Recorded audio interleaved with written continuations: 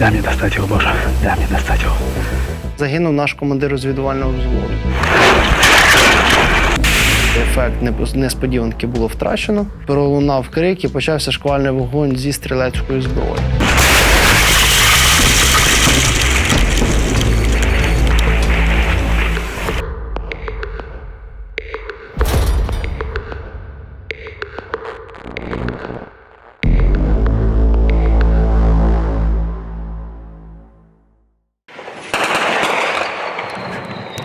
Міна.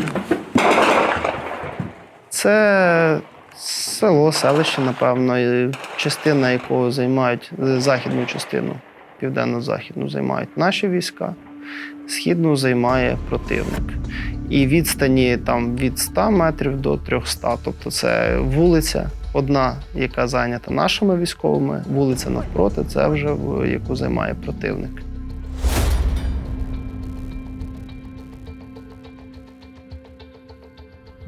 Це було у липні 2020 року. Я на той момент, вже будучи начальником групи планування, тобто я там до розвідки, в принципі, вже не мав ніякого відношення, але зранку, заступивши черговим по КСП командно-спостережному пункту, я отримав інформацію, що загинув наш командир розвідувального взводу.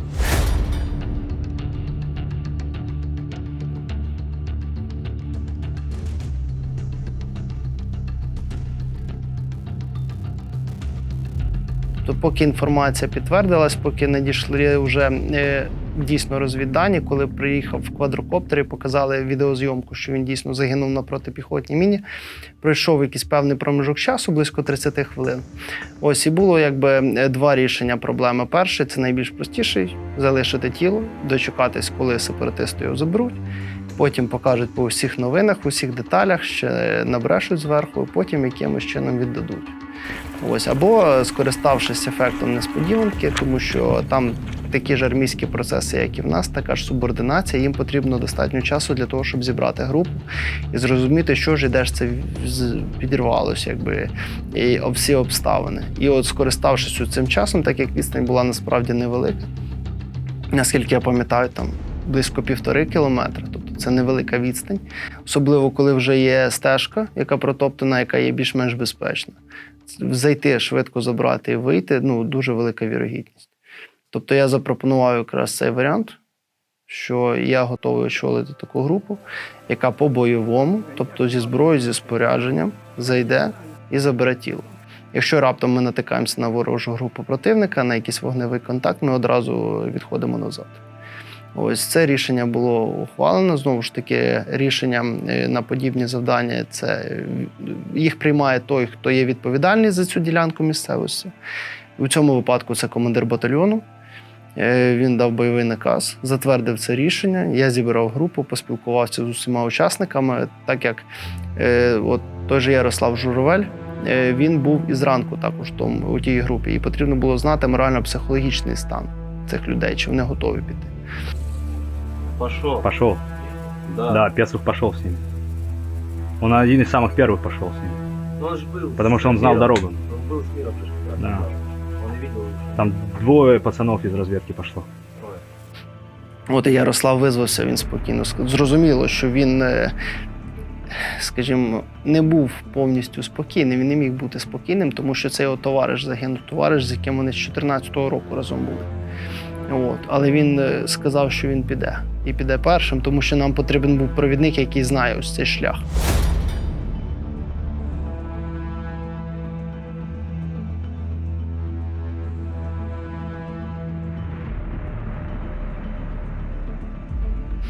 Ось. Зібрав я залишки групи, які нам потрібні були для виконання завдання. І вже коли ми прибули на КСП роти, ось коли вже були готові до виходу, надійшла команда від командира батальйону, та потім її продублював командир бригади про те, що ми очікуємо для того, щоб з дотриманням режиму тиші і за гарантії безпеки з тієї сторони сепаратистів була можливість зайти і безпечно витягнути тіло.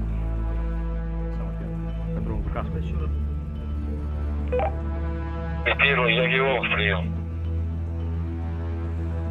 Привет. Ви зараз де знаходитесь?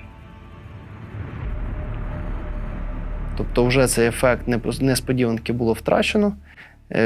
Пройшло, здається, там до 13-ї години, ми з 10-ї чекали, тобто досить багато часу. Прибув командир батальйону, прибули представники з евакуації 200, представники СЦКК повідомили, що ось у нас є чат Телеграм з тією стороною, вони показали, що дійсно там гарантується режим припинення вогню, там, здається, до 17-ї години чи до 18-ї, вже не пам'ятаю. Ось і все. Я їх запитав, чи є якісь обмеження на використання зброї з собою, спорядження. Вони кажуть, жодних обмежень немає. Ось ми групою з 8 осіб, це 6. З них 2 сапери, плюс я, плюс 3 розвідника. І 2 представники СЦКК, які без зброї в білих балахонах. Тобто я їх запитав з приводу білих балахонів вже в такій неформальній розмові. Вони сказали, що в них є ще 2 комплекти. І ось один з них я одягнув на Ярослава Журавля, а інший на сапера, який йшов попереді мене. Тому що весь цей період ворожий квадрокоптер здійснював моніторинг з повітря. Він висів над КСП роти. І я розумів, що ми зараз будемо виходити, нас будуть моніторити, як ми йдемо. І для того, щоб позначити нас дійсно як евакуаційну групу, яка не має жодних ворожих намірів.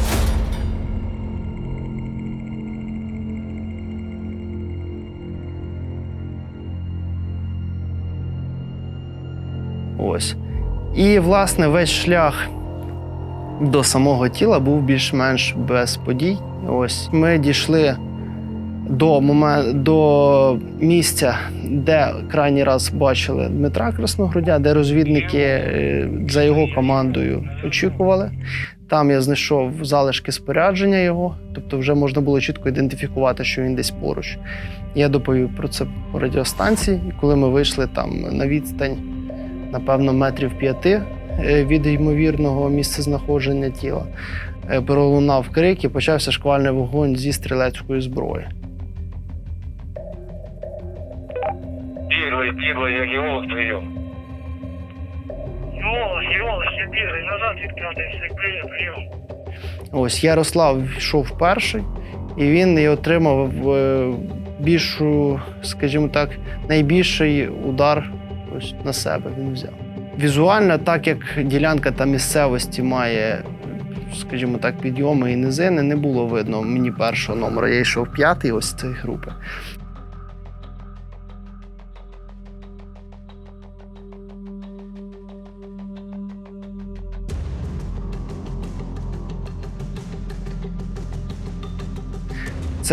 Це був така ділянка рівнини, а навколо зелені насадження, дерева, тобто дуже хороше місце для того, щоб влаштувати засідку. Прийняли контактні лінії, близько 10 метрів. Десь люди горяли, відбились назад. Я почув контакт, я впав. Так як я був замикаючий з 5 осіб, я почекав, доки вже всі проповзують повз мене. Перерахувати їх змоги не було, тому що був ось такий сумбур. Відповз я назад, побачив розвідника. На запитання, де всі, він каже, вони вже відбігли на півшляху в балку, нас там чекають. Ну і от коли я прибіг в балку і запитав, чи все нормально, чи всі живі, мені сказали, що Ярослав 200-й. А не уверен, что ты 200-й? Причому мені це підтвердило 2 осіб, які сказали, що він впав, він не подавав жодних ознак життя. Я доповів радіостанцію, що ми потрапили в засідку, що є втрати і тому подібне. Эвакуация, я Дельта, как принимаешь меня. Подготовиться к эвакуации у нас 200-й. Ось тільки тоді підняли квадрокоптер. Ми ж в цей час продовжили рух до наших позицій, так як, знову ж таки, в мене не був бойовий підрозділ, не готовий до виконання бойової задачі. Це була евакуаційна група, по суті. Ось і не злагоджено. І виконувати завдання з дійсно евакуації по бойовому не було можливості для того, щоб зробити якийсь загородний вогонь, заповзти і забрати. Ось. І от коли ми вже дійшли до наших позицій, з квадрокоптера передали, що Ярослав живий.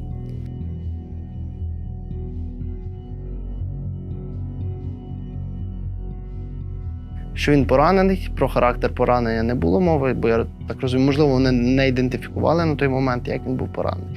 Але вони сказали чітко, що він повзе в бік наших позицій. Ось до нас прибув бойовий медик Микола Ілін.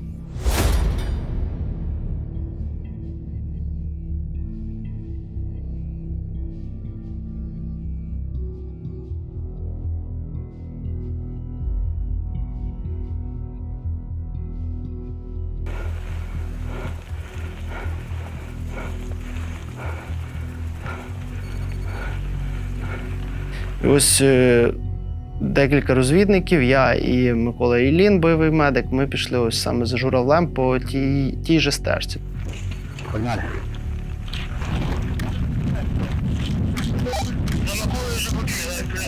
Тобто я розумів, що поки повзе Ярослав по протоптаній стежці, і поки ми йдемо йому назустріч по стежці, то вірогідність евакуації його достатньо велика.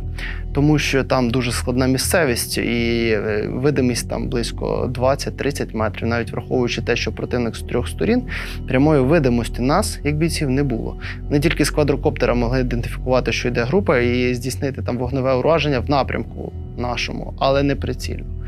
Ось. І от коли ми пройшли, напевно, третину шляху, близько того, противник знову відкрив вогонь, я так розумію, за коригування свого квадрокоптера. Відкрив вогонь не прицільно, але в нашому напрямку зі стрілецької зброї. Я знову через квадрокоптер дізнався інформацію, чи вона актуальна, що Ярослав повзе. Мені сказали, що так, він досі повзе в нашому напрямку, там залишалось до нього 150 метрів, здається, як мені сказали. Ось. І ми вдвох продовжили рух.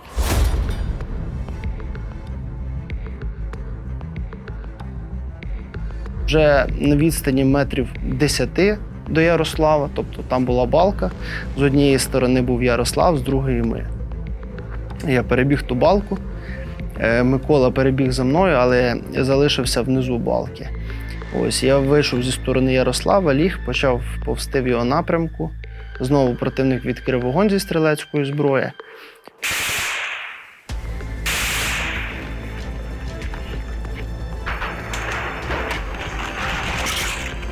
Микола, я так розумію, намагався знайти якесь укриття, побіг у бік наших позицій і пролунав підрив його, знову ж таки, на забороненій протипіхотній міні.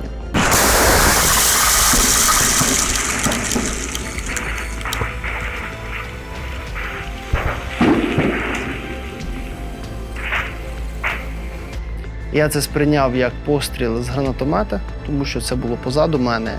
Ось, і балка має, вона розсіює звук. Звук стає досить специфічний. Я повернувся назад в балку, і коли я от якраз збігав назад в балку, вже пролунав дійсно постріл з РПГ.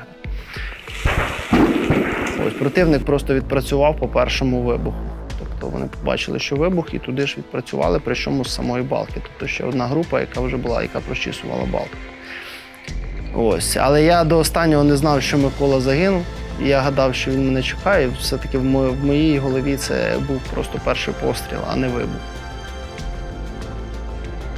Коли я вже трохи відповз назад на більш-менш безпечну відстань і вийшов по радіостанції, мені повідомили, що ідентифікували Миколу, що він дійсно загинув, а Ярослава Журавля не видно. От його, до речі, вже в момент, коли залишалось метрів 10 до Ярослава, мені вже сказали, що він сповз балку. Тобто він зійшов з цього шляху трохи раніше і раніше трохи сповз балку. Тобто якби він продовжив рух по стежці, ми б зустрілись би.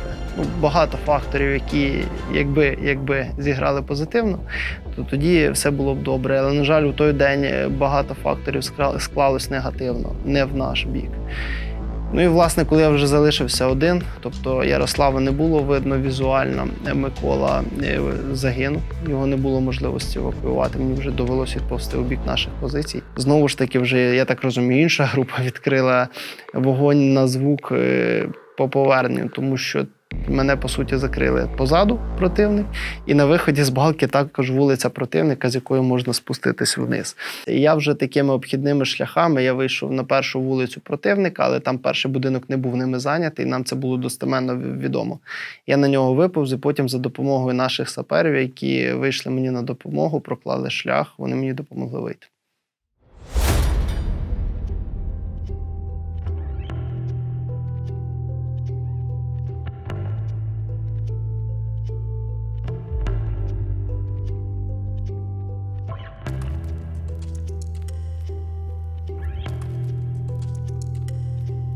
Дмитра Красногрудя я бачив декілька місяців, вони люди нові були. То з Ярославом Журавлем ми до того і не спілкувалися. Я вже був начальником групи планування, вони розвідувальний взвод, ми один до одного якби нічого майже не маємо. Але з цієї короткої розмови зранку, що була, це була, по суті, остання розмова наша з ним і взагалі його з кимось, я так розумію, то це була дуже сильна людина і дуже віддана і патріотична. І скільки фактів відкрилося потім. Тобто, коли я вже там знайомився з побратимами його з інших підрозділів, де він служив, і за цей час, що він проходив військову службу, і з батьком ми зараз дуже добре спілкуємося, це була дуже відкрита, хороша людина. Насправді дуже шкода, що такі люди йдуть, але це війна.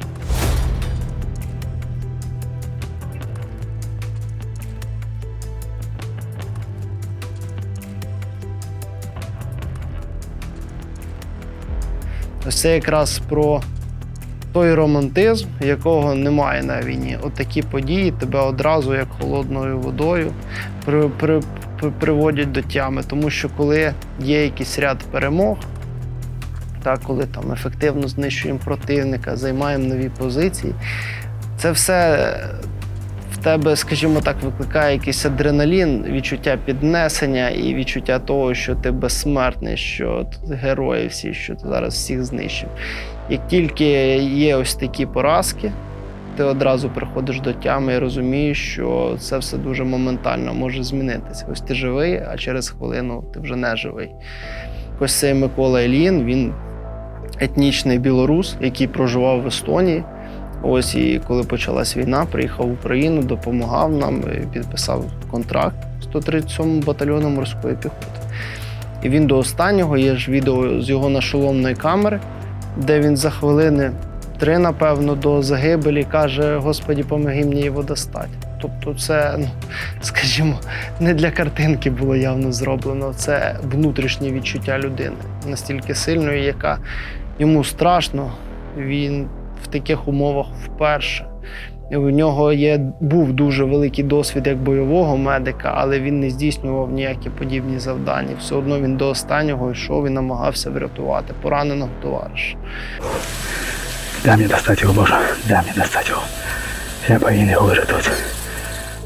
Таким людям честь і хвала насправді. Шкода, що вони не з нами. Але потрібно їх пам'ятати і потрібно розповсюджувати інформацію про них. Потрібно популяризувати такі історії, розповідати для того, щоб мотивувати майбутніх офіцерів, майбутніх військових, молоде покоління, яке підросло за 8 років війни, до того, що в нас є свої герої, що не лише в американських фільмах там хороших вони є.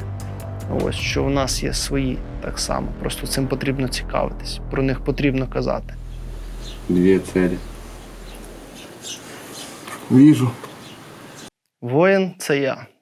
Команда «Воїни» дякує тобі за перегляд. Тепер став лайки, ділися своїми враженнями у коментарях та не забудь натиснути дзвіночок, аби не пропустити нашу наступну програму. Далі буде. Толік, що трапилось? Сергійович, танк, я що, де?